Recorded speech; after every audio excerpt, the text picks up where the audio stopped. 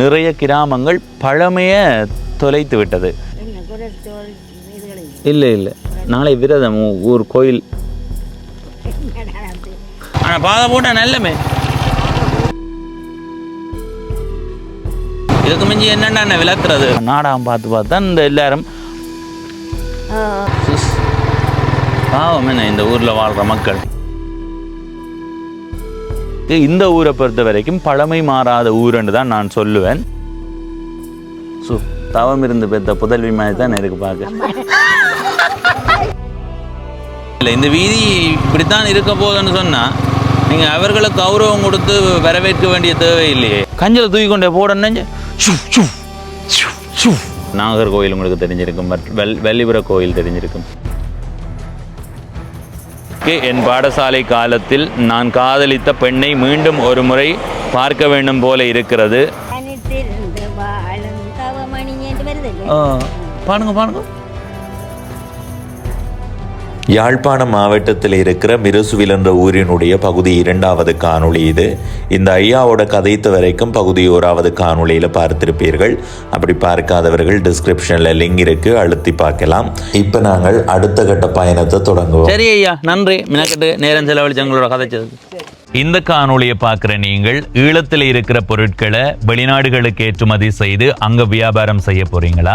வெளிநாடுகளில் இருக்கிற பொருட்களை ஈழத்துக்கு இறக்குமதி செய்து இங்கே வியாபாரம் செய்ய போறீங்களா? அதற்கு ஏற்றுமதி இறக்குமதி சார்ந்த சிறப்பான சேவையை நீங்கள் பெற்றுக்கொள்ளணும்.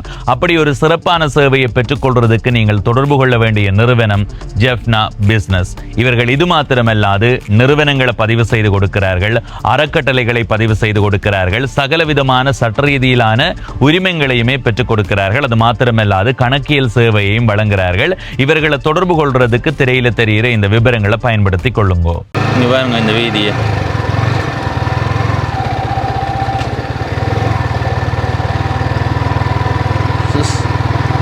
பாவம் என்ன இந்த ஊர்ல வாழ்ற மக்கள். இந்த வீதியை சரியா போட்டு விடணும் தானே. எல்லா இடத்தையும் ஒழுங்கா போட்டுட்டு சில இடங்கள்ல மட்டும்தான் போட. பார்த்தீங்களா, ஒரு நாள் எவ்வளோ சிரமமாக இருக்கும். இப்போ மகிழுந்துவலில் வாரன்னா கரைச்சல். நாங்கள் ஒரு தடவை இப்படி தான் இத்தாவிலாடா அங்கே வேகனார் கார், அதுக்கு பிறகு தான் அதை விற்க வேண்டி வந்தது. புதஞ்சு போச்சு, வெளியில் எடுக்கவே முடியலை. அதுலேயே ஒரு மணி நேரம் அப்படி மினக்கட்டினாங்க. அதுவும் நல்ல வெயிலுக்குள்ளே. அப்போ இருந்தும் அதில் ஒரு கோயில் ஒன்று இருக்கு. குருக்கள் மாவடி வயற்கரை வீதி. சரி, இதுலேயும் ஒரு கோயில் ஒன்று இருக்குது.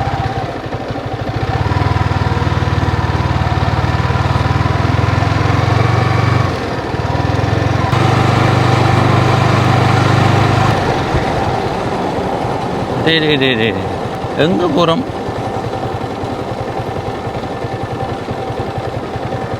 இல்லை, நாங்கள் இங்கால போக வேண்டாம். இப்படி திரும்புவோம். நாங்கள் பாதை மாதிரி போட்டோம். ஒரு பாதை மாதிரி வந்ததால் தான் இப்படி ஒரு கோயிலை கண்டோம் நாங்கள்.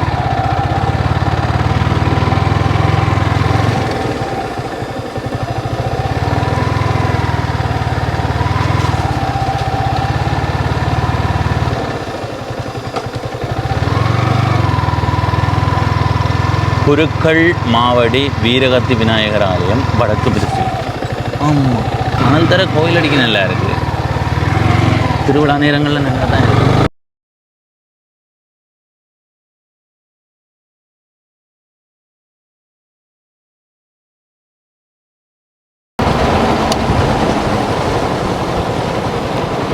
நல்ல ஒரு சந்தி, நல்ல வடிவான சந்தி. எல்லாம் சரி வந்தால் அதில் ஒரு கட்டுற முண்டு கட்டணும். வடிவாக இருக்கு. காதல் என்று சொல்லி நாங்கள் இப்போ வடக்கு மிருசுவில் நிற்கிறோம்.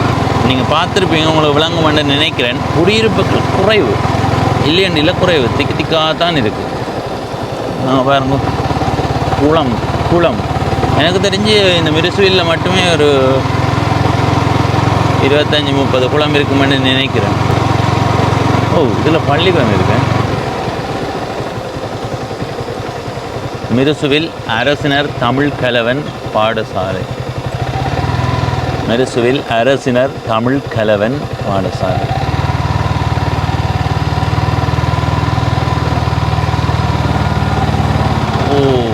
முன்னுக்கு வயல்.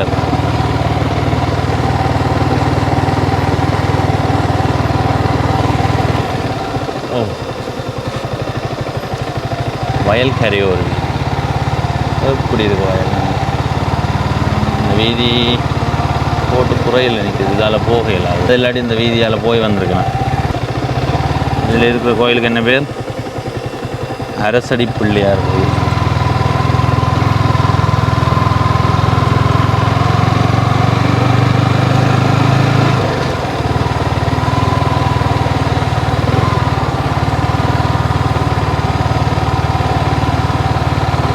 குளம்னு சொல்லி போட்டு வேறு அடுத்த குளம் கிடக்குது. எனக்கு தெரிஞ்ச ஒரு 20க்கு மேற்பட்ட 25க்கு மேற்பட்ட குளம் இருக்குது மிருசுவில் மட்டும். வயல்வெளி எப்படி பார்க்கலாம் அந்த வயல்வெளியை. இந்த வீதியில் இடப்பக்கம் வயல்வெளியோட சேர்ந்த ஒரு பகுதி. அந்த பாருங்க இதுக்குள்ளால் பார்க்குறேன். அங்கே அடுத்த குளம்னு சொல்லி வாய் வெளிக்க போகுது. இனி குளம்னு சொல்ல மாட்டேன்.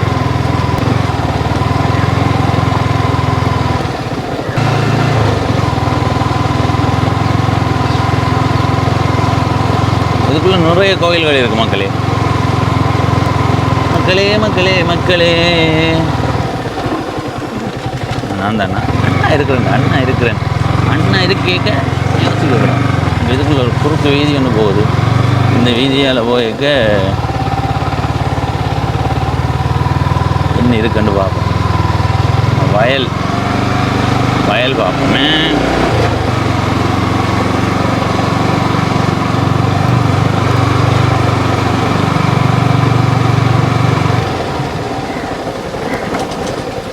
ஓ, இங்கே பாருங்க வயலில் பாருங்க. அப்படியே பார்த்து கொஞ்சம் தூரம் போய் வரும். எவ்வளோ மாடுகள் நின்று மேய்ந்து கொண்டு இருக்கின்றன பாருங்க. இப்படி நேரம் வேறு அதில் தம்பியாக்கள் 2 பேர் நின்று விளையாடி கொண்டு இருக்கேன். எப்படி இருக்கு பார்த்தீங்களா வயல்.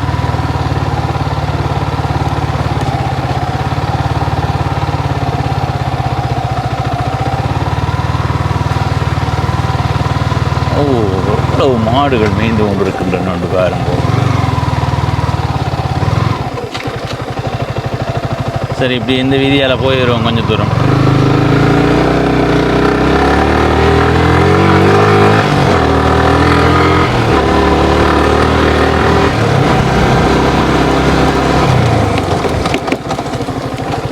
அண்ணா இருக்கிறோம் கொஞ்சம்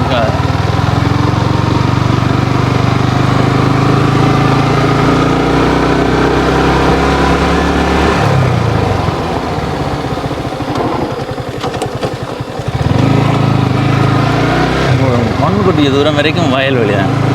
உண்மையாக மிருசுவில் இப்படி இருக்குன்னு எனக்கு தெரியாத, சத்தியமாக சொல்கிறோம். நாங்கள் பிரதான வீதி ஊடாக போகும்போது மேலோட்டமாக பார்த்துட்டு போடுவோம். தென்னந்தோப்புகள் தான் அதிகமாக இருக்கும். ஆனால் உள்ளுக்கு வந்து பார்க்கும்போது தான் இந்த ஊரின் சிறப்பும் அழகும் அப்படியே தெரியுது பாருங்க. ஐயா, இந்த வீதி எங்கே போகுது? எங்கே போகுது? நீங்கள் எங்கே போகிறீங்க? எவ்வளோத்துல இருக்கு கோயில்? என்ன கோயில்? இப்போ இதுக்கு அங்கால அந்த கலப்பு இருக்கா? அங்கால கலப்பு அந்த என்ன இதுக்கு அங்கே கண்டல் காடு, அதுக்கு அங்கால குடத்தனே அம்பன் குடத்தனை. சரி. இந்த வீதியால் போனால் கலப்பை தாண்டி போனால் அங்கால அம்பன் குடத்தனை நாகர்கோயில். என்ன இதில் போயிடலாம் பைக்கில்? இதால் ஏன் போயிடலாம்? ஆனால் பாதை போட்டால் நல்லமே.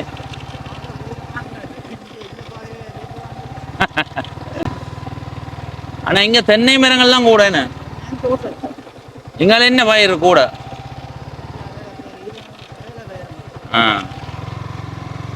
சரியா, நாங்கள் இப்போ இதால் போயிடுவோம். இந்த பக்கம் பாருங்க, இந்த பக்கம் பனை மரங்கள் தான் அதிகமாக இருக்கு. ஓ, அட்டுமையா இவ்வளவு பனை மரங்கள் உண்டு பாருங்க. தூரத்தில் 2 வாரம் தென்னை உண்டு. ஜனம் கிட்ட வந்தா பனை தென்னையும் இருக்கு, பனையும் இருக்கு. சரி ஐயா, சென்று வாரம் இந்த வீதியால போய் இந்த கலப்பை பார்த்து கொண்டு வருவோம்.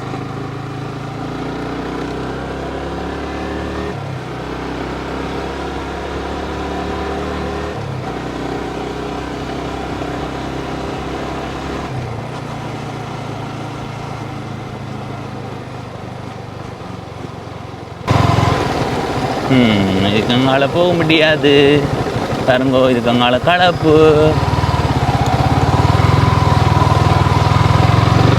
அவ்வளோ வடிவான இடங்கள்னு பார்த்தீங்களா?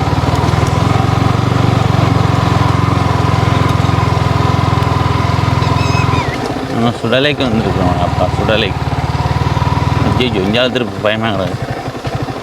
ஆனால் இந்த இடத்த பார்த்தீங்களா அவ்வளோ வடிவாக இருக்குன்னு. இது ஒரு கலப்பு மாதிரி. நாங்கள் கூகுள் வரைபடத்தில் உங்களுக்கு காட்டுறேன் பாருங்கோ. சரியா, நாங்கள் இப்போ இந்த இடத்துல நிற்கிறோம். சரி, இந்த இப்படி இருக்கிற பகுதி தான் இது. இதுக்குள்ளால நாங்கள் போகல. அது அப்படியே கண்டல் தாவரமாக தான் இருக்குது. இதில் ஒரு கலப்பு இருக்குல்ல, அந்த கலப்புக்கு அங்கால இருக்கிறது பருத்தித்துறை மருதங்கேணி வீதி. நீங்கள் நாகர்கோவில் உங்களுக்கு தெரிஞ்சிருக்கும், வெள்ளிபுர கோயில் தெரிஞ்சிருக்கும். அந்த பிரதான வீதி இதுக்கு அங்கால, இந்த கலப்புக்கு அங்கால இருக்குது. இனி நாங்கள் அங்கே போக முடியாது. இதில் இந்த மாடுகள் மேய்ந்து கொண்டு இருக்கிற காட்சிகள், மாடுகள் எங்களை பார்க்குற காட்சிகள் எல்லாம் வடிவாயிருக்கு.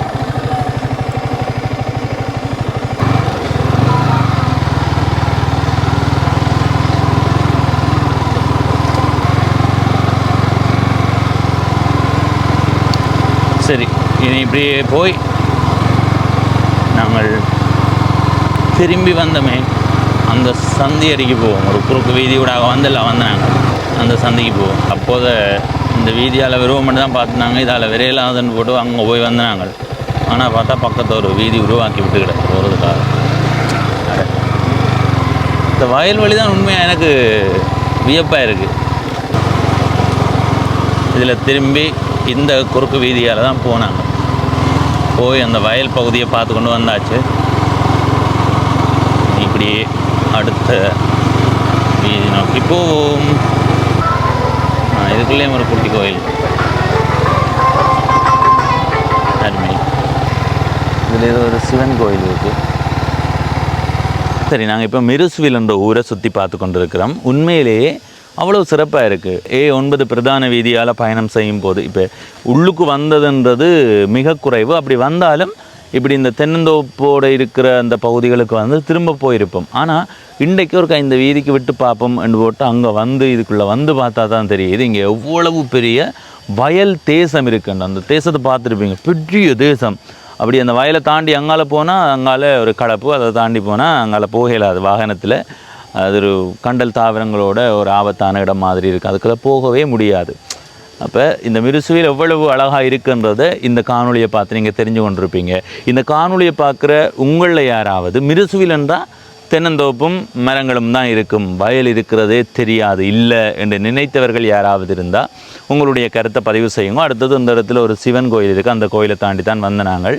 இந்த இடத்துல ஒன்று சொல்லணும், நான் இப்போ மிருசுவில் பார்த்த வரைக்கும் பழமை மாறாமல் அப்படியே இருக்குது. ஈழ தேசத்தில் நிறைய கிராமங்கள் பழமையை தொலைத்து விட்டது, இப்படி பழமை மாறி போய் தான் இருக்குது. இந்த ஊரை பொறுத்த வரைக்கும் பழமை மாறாத ஊருன்னு தான் நான் சொல்லுவேன்.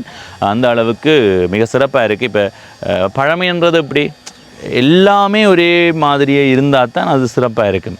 ஒரு இடத்த பழமையான தன்மையோடையும் இன்னொரு பக்கத்தில் பழமையை மாற்றி இருந்தால் அது நல்லா இருக்காது. நாங்கள் அந்த கோயில் குதிரையை பார்த்தோமே, அந்த கோயிலை தாண்டி ஒரு கொழுங்கைக்குள்ளே போனாங்க தானே, அதில் ஒரு பக்கம் பாருங்கோ அப்படி மட்டையால் வேலி அடைச்சி அந்த பகுதி பார்க்க நல்லா இருக்குது, அந்த எங்களுக்கு பழமையை நினைவுபடுத்துது. ஆனால் அப்படி மற்ற பக்கம் பார்த்தா அதுக்கு தகரம் போட்டிருக்கு. அதை நான் தவறுன்னு சொல்லி அதை பற்றி கதைக்கவே முடியாது. என்னென்னா எல்லாருமே நாங்கள் அதை மாற்றணும் என்ற நிலைக்கு வந்துட்டோம். என்ன கவலையான விடயம்ண்டா, பழமையை மாற்றுறத வளர்ச்சி என்று நாங்கள் நினைக்கிறோம். நாங்கள் எல்லாருமே அப்படித்தான். இப்போ நாங்கள் எங்கள் வீட்டுக்கு மதில் கட்டணுமெண்டு ஏன் யோசிக்கிறோம், அதேன்னு யோசிக்கணும் ரெண்டு. இப்போ யோசித்து பார்த்தா இப்போ விளங்குது என்ன, ஒரு கிராமத்தினுடைய பழமையை வெளியிலிருந்து வாரவர்கள் தான் பார்த்து உணர்ந்து கொள்வார்கள். எங்களுக்கு அது இது என்னடா இது வளர்ச்சி அடையாத மாதிரி இருக்குன்னு யோசிப்போம். எங்கள் வீட்டு வேலையெல்லாம் மட்டையால் இந்த இடத்தை பாருங்க, இப்படி தான் எங்கள் வீட்டு அடைபடும். மேலே பனை ஓலையால் கட்டப்படும். அப்படி இல்லைன்னு சொன்னால் தென்னை ஓலையால் அந்த மேல் பகுதி, அந்த கடுங்க மேல் பகுதி தென்னை ஓலையால் கட்டி அப்படியே மட்டத்துக்கு அடைக்கப்படும் வேலி. அப்படித்தான் அடைச்சி கொண்டு இருந்தோம் நாங்கள். ஒரு கட்டத்துக்கு பிறகு மதில் கட்டிட்டோம். அப்போ நாங்கள் எல்லாம் அந்த பழமையை மாற்றுறத வளர்ச்சி என்று நினைச்சு கொண்டு இருக்கிறோம். நெடுந்தீவில் பாருங்க, அந்த கல்வேலி என்றது அங்கே ஒரு சிறப்பு. அந்த கல்வேலி இன்னொரு 50-60 ஆண்டுகளுக்கு பிறகு எங்கேயாவது ஒரு இடத்துல இருக்கும். விலங்குதான் நான் சொல்கிறது. இப்போ ஒரு 100 வீடு இருக்குன்னா அதில் ஒரு வீட்டில் மட்டும்தான் அந்த கல்வேலி இருக்கும். அதை பற்றி தெரிஞ்சு கொள்ளும்போது எங்களுக்கு அது புதினமாகவும் இருக்கும், வியப்பாகவும் இருக்கும், இப்படி இருந்ததாண்டு. இப்போ அந்த அளவுக்கு அந்த பழமைகளை மாற்றி கொண்டு வரோம் எல்லாரும். நானும் தான், நீங்களும் தான், எல்லாரும் தான். எல்லாருலேயுமே அந்த தவறு இருக்குது. எனவே இனி என்ன செய்கிறது, என்ன மாற்றம் வேணும்னு போட்டு எல்லாரும் காட்டி நம்ம அதில் கடிச்சு உடைப்போமா? இல்லை. எனக்கு ஒரு தொழில் முயற்சி செய்கிற எண்ணம் இருக்குது. அதுக்கு குறைந்தது ஒரு 10 ஏக்கர் காணி தேவைப்படும். அதை விட அதுக்கு முதலீடுகள்ன்றதும் தேவைப்படும். அப்படி ஒரு செயல் செய்யணுமென்று எனக்கு ஒரு ஆசை. அப்படி நான் செய்ய தொடங்கினா நீங்களே அதை பார்த்துட்டு, தம்பி உங்களுடைய நிறுவனத்தில் தான் நாங்கள் இதை செய்ய போகிறோமென்று தொடர்பு கொள்வீங்க. அந்த அளவுக்கு இருக்கும். ஆனால் யாழ்ப்பாணத்தில் 10 ஏக்கர் காணி ஒரு இடத்தை வேண்டலாமா? வேண்ட முடியாது. அப்படியான ஒரு சூழல் இருக்குது. அப்படி ஒரு சிந்தனையான போக்கு இப்போ எல்லா இடத்தையும் ஒரே மாதிரி இருக்கணும். இப்போ நாங்கள் ஒரு இடத்தை அமைக்கிறோம்னா அந்த இடத்துல ஒரு பக்கத்தில் மதிலை கட்டி போட்டு இன்னொரு பக்கத்தில் வேலி அடைச்சி விடுறதால ஒரு புதுமை தெரியாது, பழமையினுடைய தன்மையும் வெளிப்படாது. அப்போ அது ஒட்டுமொத்தமாக மாறும். இனி மாற்ற முடியாததான் உண்மையிலேயே ஒரு கவலையான விடயம். அப்படி நாங்கள் இனி அப்படி ஒரு சூழலை அமைக்கணுமெண்டா ஒரு இடத்துல ஒரு பூங்கா மாதிரி அமைப்பினுமே. அதே மாதிரி அப்படியான ஒரு இடத்தை, இப்போ யாழ்ப்பாணம் இப்படி தான் இருந்தது, மட்டக்களப்பு இப்படி தான் இருந்தது, வவுனியா இப்படி தான் இருந்தது, அம்பாறை இப்படி தான் இருந்தது என்று சொல்லி ஒவ்வொரு இடமும் எப்படி இருந்ததுன்றதுக்கு ஒரு காட்சிப்படுத்தல், ஒரு சிந்தனை ஆற்றலோடு அதை கொண்டு வந்து செய்யலாமே தவிர மற்றபடி ஒட்டுமொத்தமாக நாங்கள் மாற்றலாம். அது வாங்க போவோம், இப்படியே இந்த வீதியால் பயணம் செய்வோம். நீங்கள் இது பற்றி என்ன நினைக்கிறீங்க என்பதை உங்களுடைய கருத்தாக பதிவு செய்யுங்க. வெள்ளைமயில் வெண்ணிலவில் பயில் பொங்கலுக்கு இதில் நிறைய குறுக்கு வீதிகள் போகுது. நாங்கள் எல்லா குறுக்கு வீதிகளுக்குள்ளேயுமே போகலை, ஏனெண்டா எல்லாமே ஒரே மாதிரி தான் இருக்குது. இப்போ நாங்கள் வாரதில் இடப்பக்கம் பாருங்க, இந்த இடப்பக்கத்தை பார்த்தீங்களா, இது கொஞ்சம் அந்த பழமையை மாற்றி அமைச்சிருக்கு. மட்டையால் கட்டப்பட்டிருக்கு, அதுக்குள்ளே அந்த தூணை போட்டிருக்கு. அந்த தூணுக்காக நாங்கள் ஒரு பெரிய கட்டை போட்டோம். இப்போ கூடுதலாக வன்னி பகுதிக்கு போகும்போது வயல்களை சுற்றி இந்த மாதிரி கட்டையால் வேலி அடைச்சிட்டார்கள். அந்த மாதிரி தோற்றத்தை கொண்டு வரணும்.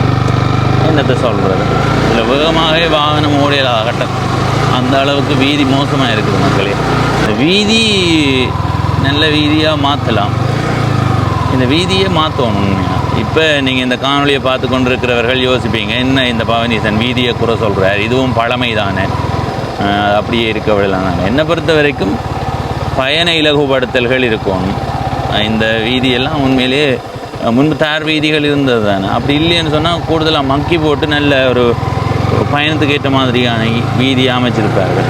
துள்ளல் இல்லாத மாதிரி அமைக்கணும். முந்தி மாட்டு வண்டியில் போகும்போது துள்ளி தான் போகணும். கல்லுகளுக்குள்ள அலைச்சலங்க சத்தம், மணி ஒன்று கட்டி விட்டு இருக்கும், மணி டொங்கி டிங்குன்னு சொல்லி அடித்து கொண்டு இருக்கும். அந்த பழமையோடையே இருக்கலாம்னு நீங்கள் சொல்லுவீங்க. நான் என்னை பொறுத்த வரைக்கும் அதில் சொல்ல தெரியல. பாதைகள் சீரமைக்கப்படணும். இதில் ஒரு கோயில் இருக்குது, கோயிலை பார்ப்போம்.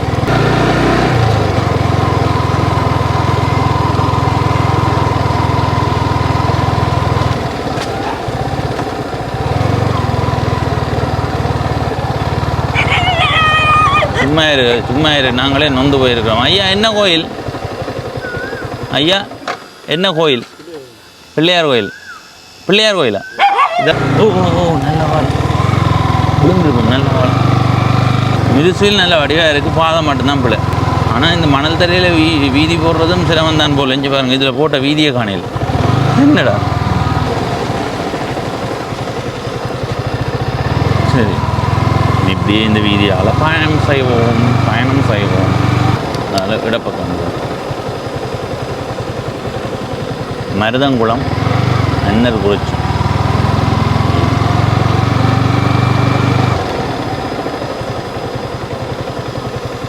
ஐயா ஏன் இங்கே மருதங்குளம்னு பேர் வந்தது? மருதங்குள பிள்ளையா? எவ்வளோ காலமாக அந்த கோயில் இருக்குது? உங்களோட ஊர்? மந்துவேல். உங்களோட ஊர்? இங்கே வந்து எவ்வளோ காலம்? இது எப்படி இடம்? வேலை வாய்ப்புகள், தொழில் வாய்ப்புகள் எல்லாம் சிறப்பாக இருக்குது. சரி என்னவா இவரா உங்களுக்கு? மருமகனா? நாங்கள் சிறுபட்டி. அப்போ இந்த இது விசாரணை விசாரணை பிரிவு நாங்கள் ஆக்களை கைது செய்கிறது.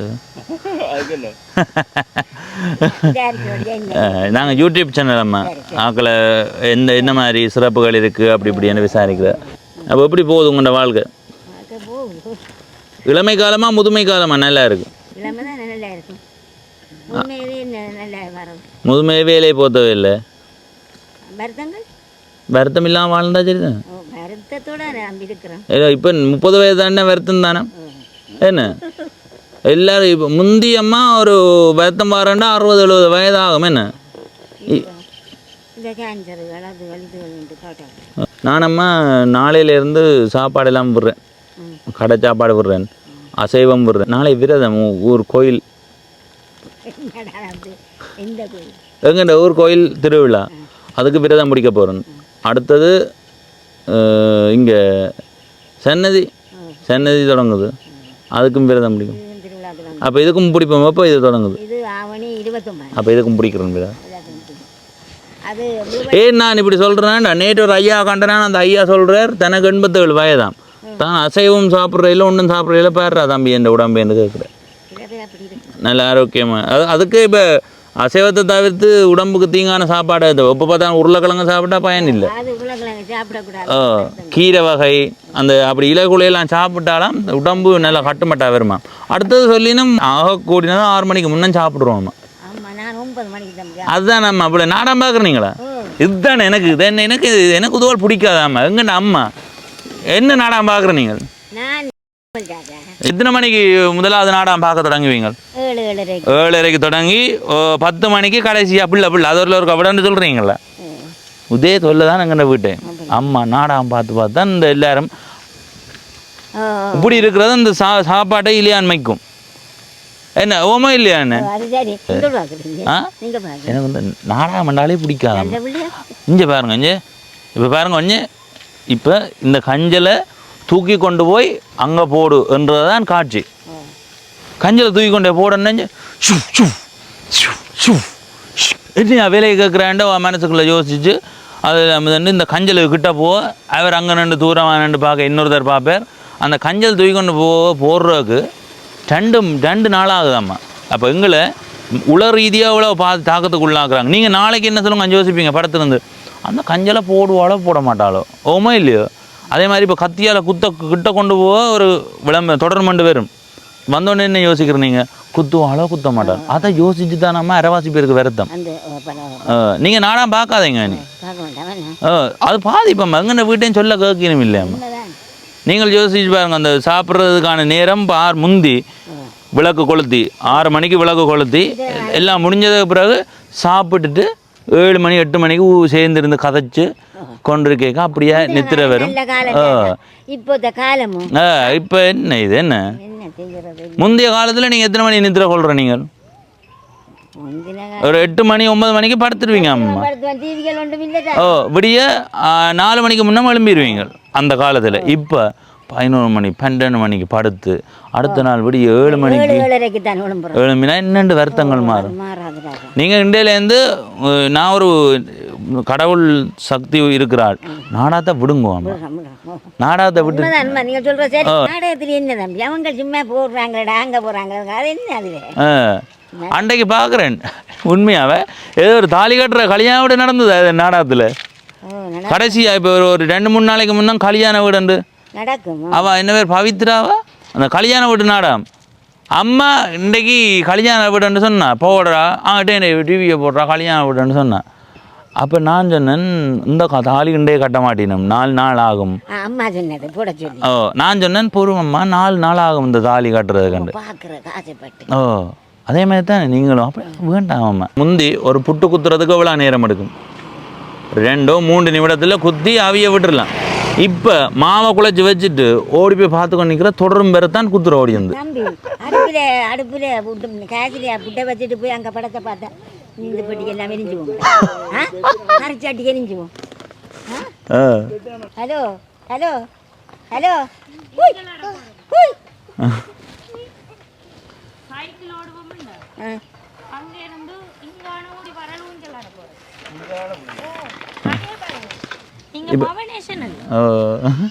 யூடியூப் பாக்குறேன். சரி சரி. யூடியூப் செய்யறவர் நாங்க விசாரிக்கிறேன். அவர் உங்கள்ட்ட இந்த ஏரியா பத்தி நீங்க வருவீங்க, உங்களை எல்லாரும் பாப்பீங்க. நாடாம் பார்க்குறவன் நான் சொன்னேன் நாடாம் பார்க்காதேங்க. அதைத்தான் பார்க்கக்கூடாது. அதுகளை கதைச்சி இந்த மருதங்குளத்துக்கு என் பேர் வந்தது. உங்களை நான் சொன்ன மருதங்குளத்தை சுற்றி மருதங்குளம் பிள்ளையார் தான். ஆனால் இந்த இதுகளை இருப்பது கொண்டு எனக்கு தெரியும். எங்கண்ட இடம் இங்கே இல்லை, மறைவண்ணி தான் இங்கே வந்தது. அந்த கதைச்சு கொண்டு இருக்கிறான். படம் பார்க்க இவர் யூடியூப் செய்யற தட்சணாமூர்த்தி பவனேஸ்வரன் இவர்கிட்ட சிறுபுட்டி கனகாலமா நாங்க இவர்கிட்ட யூடியூப் பாக்குறோம். நாங்க அங்க லண்டன்ல இருந்தோம். இது அக்காண்டே தம்பிடே, அக்காண்டே மகளின் மகள். சரி சரி. அதுவும் மகள் தங்கக்காரி. இப்போ உங்களது அக்கா மாதிரி இருக்கு பார்க்க, உங்களை தங்கச்சி மாதிரி இருக்கு. நீங்க தான் இளமையா இருக்கிறீங்க. என்ன உண்மை இல்லையா? உண்மைதான்.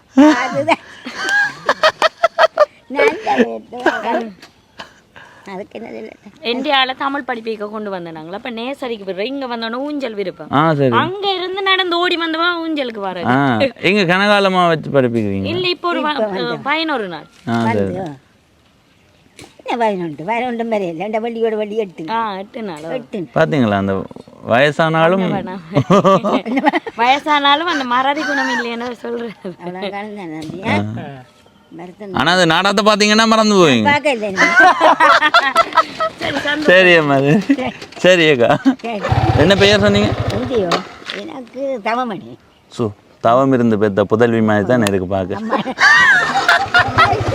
சரி அம்மா, சரி சரி. அந்த குளத்தடிக்கு போயிடுவோம் நாங்கள்.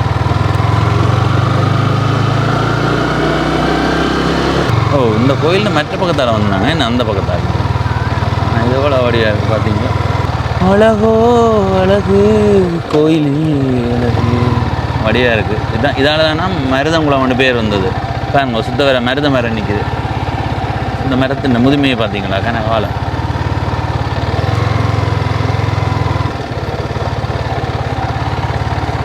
நல்ல சோலையான இடம் மக்களே.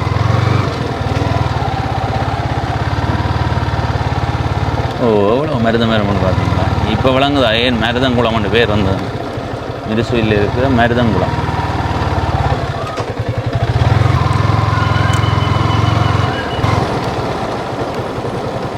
சரியம்மா, சென்று வாரம்.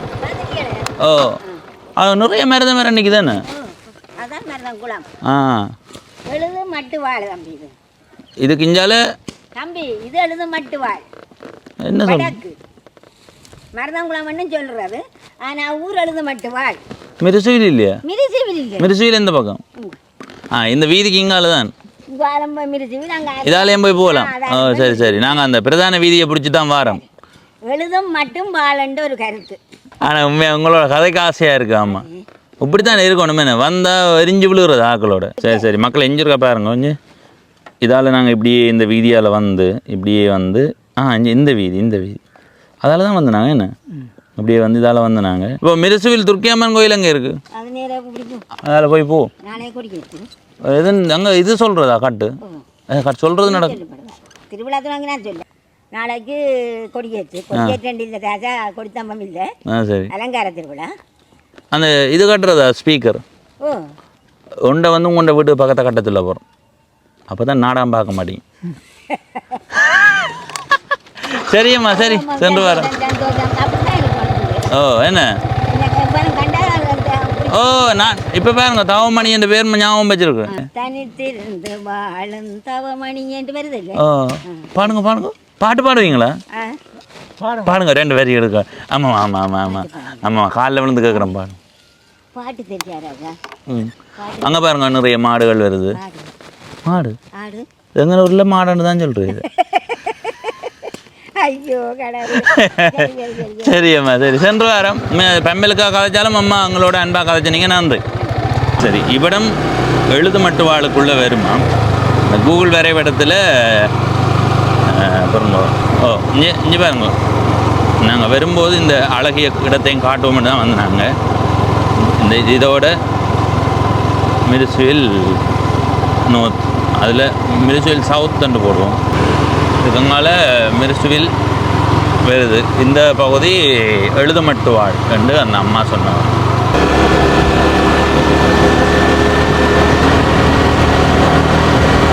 இருண்டு போச்சு, சரியா இருள போகும். 4:50 ஆச்சு.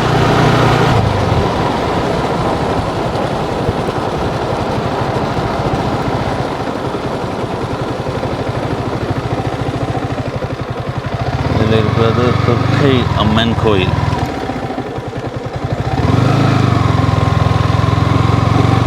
மிருசுவில் துர்க்கை அம்மன் கோயில். சரி,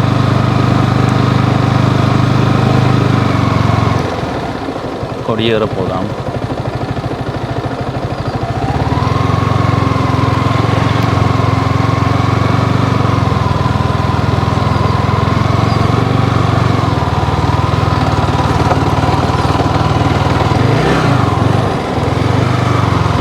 இது எழுதுமட்டு வாழும் மிருசுவிலும் சந்திக்கிற இடம்.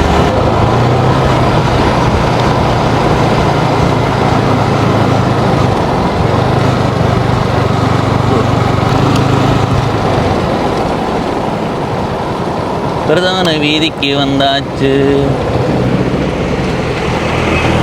ஸ்ரீ ஞான துர்க்கை அம்மன் தேவஸ்தானம், துர்காபுரம், மிருசுவில். நாங்கள் இப்போ காட்டினாங்களே எல்லாம் உங்களுக்கு, மிருசுவில் துர்க்கை அம்மன் கோயில் அவ்வளோதான். சரி, இனி நாங்கள் யாழ்ப்பாணம் கண்டி பிரதான வீதி, அதாவது A9 பிரதான வீதியால் நாங்கள் காணொளி ஆரம்பித்த இடம் நோக்கி போகிறோம். இங்கே பெரும் போர் நடக்காமல், இடப்பெயர்வு இல்லாமல் தமிழர்கள் சுதந்திரமாக வாழ்கிறதுக்கான சூழல் இருந்திருந்தால் இப்போ நீங்கள் பார்க்குற இந்த இடங்கள், இப்படி வீதியை பாருங்க, வீதியினுடைய 2 பக்கம், அதுபோல் வேலை பக்கம், இந்த இடமெல்லாம் பெரும் வளர்ச்சி அடைந்த இடங்களாக பார்த்துருப்பீங்களே. ஏன்னா இது ஒரு பிரதான வீதி, அதனால் அந்த வளர்ச்சியை உங்களால் உணர்ந்திருக்க முடியும். ஆனால் பெரும் இழப்பு எங்கள் தேசத்துக்கு. இந்த கட்டிடங்கள் திக்காக தான் இருக்குது. உங்களுக்கே விளங்கணும்னு நினைக்கிறேன். எங்கள் நாட்டில் இருந்து அன்னளவாக 15 லட்சம் தமிழர்கள் வெளிநாடுகளில் போய் வாழ்கிறார்கள். இடப்பெயர்வு இல்லாமல், இப்படி ஒரு பிரச்சனை இல்லாமல் இருந்திருந்தால் அவர்கள் போகிறதுக்கான தேவை இருந்திருக்காது, சந்தர்ப்பமும் அமைஞ்சிருக்காது. எல்லாருமே இங்கே தான் வாழ்ந்திருப்பார்கள். அப்போ இந்த இடமெல்லாம் அவ்வளோ நெரிசலாக வந்திருக்கும்னு யோசிச்சு பாருங்க. இப்போ இந்த வீதியால் வேலை பக்கம் போய் வருவோம். சரி, போய் வந்து திரும்ப மற்ற இடங்களை பார்ப்போம். இந்த வீதிக்கு போய் வருவோம். இந்த வீதியால் கொஞ்சம் தூரம் போய் வருவோம்.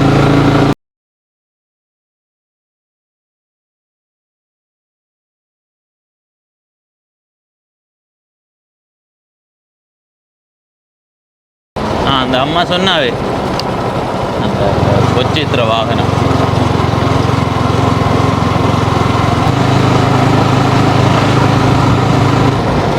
இதில் சேதப்பட்ட வீடு. இதால் இப்படியே போனால் நாங்கள் ஏற்கனவே வந்த வீதிக்கு போகலாம். அதில் நாங்கள் குறுக்கு வீதிகள் ஊடாக போய் வருவோம். கொஞ்சம் தூரம் போவோம், அதிகமாக போக தேவையில்லை. என்னென்னா தொடர்ச்சியாக தென்னந்தோப்புகளும் திக்கான குடியிருப்புகளையும் தான் பார்க்க முடியும். நாங்கள் இப்போ வர நேரம் குரங்கு தொல்லையே காண முடியலை. அதுக்கண்டு ஒரு நேரம் இருக்குமென்னு நினைக்கிறேன், பின் நேரமோ அல்லது விடியவோ. இதில் ஒரு கோயில் இருக்குது. இது மிருசுவில் தெற்குக்குள்ளே இருக்குது.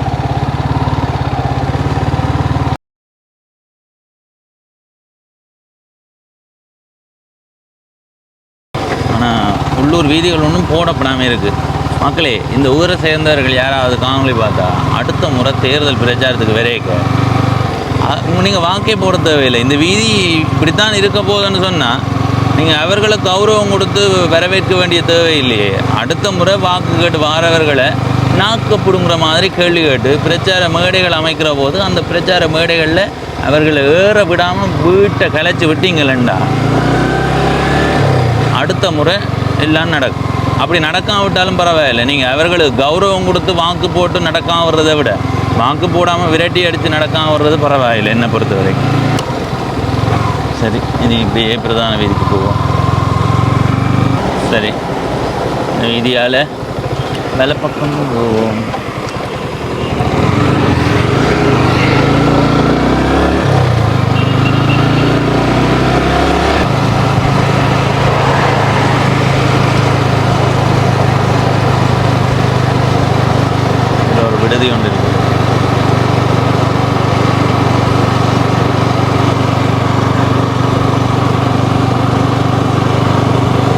சாவகச்சேரி பிரதேச சபை பொது நூலகம். இதில் இடப்பக்கம் உசன் என்ற ஊரை ஏற்கனவே ஒரு காணொளி போட்டிருக்கிறேன். பவனீசன் உசன் என்று தேடி நீங்கள் என்ன பார்க்கலாம்.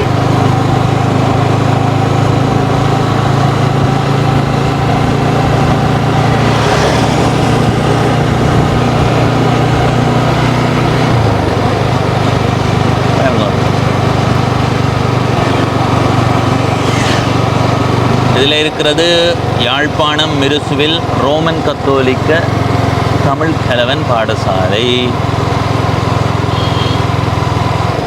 இதில் இருக்கிறது மிருசுவில் இருக்கிற கிறிஸ்தவ தேவாலயம், நல்ல வடிவான தேவாலயம். வடிவா தெரியுதா? அப்போது இது இந்த தேவாலயத்தை பக்கத்தால் போகிற வீதிக்கு தான் போனாங்க நாங்கள். இதில் வடக்கடை அப்போது காட்டினது நம்ம சுண்டல் கடை. இங்கே பாருங்க எவ்வளோ டிப்பர் ரக வாகனங்கள் போய்கொண்டிருக்காங்க. இதுக்கு மிஞ்சி என்னென்ன விளக்குறது? நான் சொன்னேன் ஒரு 5 மணிக்கு பிறகு அதிகமான வாகன நெரிசல் இருக்குமெண்டு. இன்னும் கொஞ்சம் நேரத்தால் இன்னும் கூடவாக இருக்கும். ஏன்னா கொழும்புக்கு போகிறவர்கள் எல்லாம் 6-7 மணிக்கு பிறகு தான் இந்த வீதியை பயன்படுத்தி போவார்கள், இரவு நேர பயணத்துக்கு போகணுன்றதுக்காக. இன்றைய நாளில் இந்த காணொளியில் யாழ்ப்பாணம் மாவட்டத்தில் இருக்கிற மிருசுவில் என்ற ஊரை உங்களுக்கு காட்டினான். இந்த ஊரை பற்றி என்னுடைய பார்வையை சொல்கிறதுண்டா, இங்கே நிறைய தொழில் வாய்ப்புகளை அமைச்சு கொள்ளலாம். தென்னை உற்பத்தி சார்ந்தே நிறைய தொழில் வாய்ப்புகளை அமைச்சு கொள்ளலாம். தும்பு உற்பத்தி, அதாவது அந்த கொக்கோபீட் என்ற அந்த பசலை சார்ந்த ஒரு உற்பத்தி, அதெல்லாம் வெளிநாடுகளில் அதிக விலை கொடுத்து வாங்குகிறார்கள். இங்கே இருந்து நாங்கள் எவ்வளோ செய்யலாம், என்ன அந்த அளவுக்கு செய்து கொண்டும் இருக்கிறார்கள். அடுத்தது தேங்காய், அடுத்தது தோட்டங்கள் அதிகமாக இருக்குது. நாங்கள் போன நேரம் மேலோட்டமாக தூரத்தில் தோட்டங்கள் சிலவற்றை பார்க்க முடிஞ்சது, ஆழமாக போய் பார்க்க முடியலை. ஏன்னா அதிகமாக அடிக்கடி தோட்டத்தை காட்டுறதாண்டு நான் அதை காட்டையில். அதை தாண்டி வேறு தொழில் வாய்ப்புகள் இருக்குது. கோயில்கள் அதிகமாக இருக்குது. வீடுகள் திக்காக இருக்குது. நல்ல நல்ல வீடுகள், அந்த ஒரு இயற்கையான சூழலோட பழமை தன்மை வெளிப்படுற மாதிரியான வீடுகள் இருக்குது. அந்த மாதிரி இந்த இடம் பார்க்குறதுக்கு உண்மையிலே சிறப்பாக இருந்தது. அடுத்தது இந்த காணொளியில் நிறைவாக சொல்கிறதுன்னா, பழமை மாறாத ஒரு கிராமம், ஆனால் இன்னொரு 10-15 ஆண்டுகளுக்கு பிறகு இது முழுமையாக மாறிப்போகும். இப்போ சில இடங்களில் அந்த பழமையான தன்மையோடையே இருக்குது. நாங்கள் அந்த குதிரை எங்களுக்கு இடிக்க வந்துச்சு, அந்த பகுதி அந்த இடமெல்லாம் பார்க்குறதுக்கு உண்மையாக சிறப்பாக இருந்தது. எனவே இன்றைய நாள் இந்த காணொளியை பார்த்து உங்களுக்கு நன்றிகள். அதுக்கு முதல் ஒரு சின்ன நகைச்சுவை உண்டு. நேற்றைய நாளில் காணொளி ஒன்று போட்டிருந்தேன், சரியா? அந்த காணொளி லண்டனில் இருக்கிற ஒரு அண்ணா என்கிட்ட வேண்டுகோளை முன்வைத்திருந்தார். நெல்லியடியில் இருக்கிற இந்த பகுதியை காட்டுங்கொண்டு அதை ஒரு காணொலியாக பதிவு செய்து போட்டு, இதே மாதிரி நீங்கள் ஏதாவது இடத்தை எதிர்பார்த்தா எனக்கு அனுப்பி விடுங்கன்னு சொல்லியிருந்தேன். அதில் ஒரு அண்ணா அனுப்பினது கொஞ்சம் வித்தியாசமாக இருந்தது. அதை உங்களுக்கு வாசிக்கிறேன் பாருங்க. தம்பி, எனக்கு என் பாடசாலை காலத்தில் நான் காதலித்த பெண்ணை மீண்டும் ஒரு முறை பார்க்க வேண்டும் போல இருக்கிறது, காட்ட முடியுமான்னு பெம்பிளை அனுப்பி வச்சிருக்கிறார். இருந்தார். நான் அவருக்கு என்ன பதில் போட்டேனான்றது தான் குறிப்பிட்டு சொல்ல வேண்டிய விடயம். அதை பாருங்க.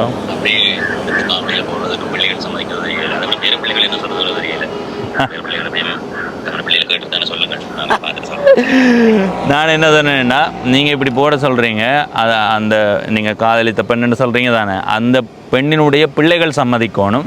பிள்ளைகள் சம்மதித்தாலும் பேர பிள்ளைகள் சம்மதிக்கணும். பேர பிள்ளைகளும் அவன் பிள்ளைகளை கேட்டுட்டு தானே சொல்லணும் என்று சொன்னான். அப்போ அந்த உங்களுக்கு விளங்கு தானே, நீண்ட காலமாக இவர் காதலிச்சும் பயனில்லைன்ற மாதிரி கிண்டலுக்கு போட்டு விட்டேன். இந்த மாதிரி ஏதாவது கிண்டலாக எனக்கு அனுப்ப போகிறீங்கன்னாலும் அனுப்புங்க. இப்போ இந்த காணொலியில் இருந்து விடைபெறுகிறேன். இதுவரை பவனீசன் என்ற இந்த யூடியூப் சேனலை சப்ஸ்கிரைப் செய்யாதவர்கள் சப்ஸ்கிரைப் செய்து பக்கத்தில் இருக்கிற மணிபொத்தன் பெல் ஐக்கானை அழுத்தி இணைந்திருங்கள். அப்போ தான் நான் போடுற ஒவ்வொரு காணொலியும் உங்களை வந்து சேரும். எதிர்காலத்தில் எந்த காணொலியை பார்க்கணும், எந்த ஊரை பார்க்கணும் என்று நினைக்கிறீர்களோ உங்களுடைய கருத்தை பதிவு செய்யுங்க. நன்றி, வணக்கம்.